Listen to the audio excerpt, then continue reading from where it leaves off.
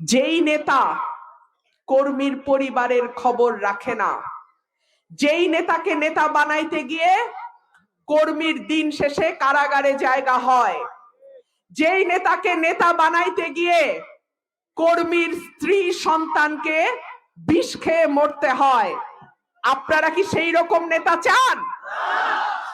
গত 15 বছর কুতুব, বড় বড় কুতুব বিএনপির মোবাইল টেলিফোন বন্ধ, নম্বর বিদেশি, কর্মীরা সেই নম্বর জানে না।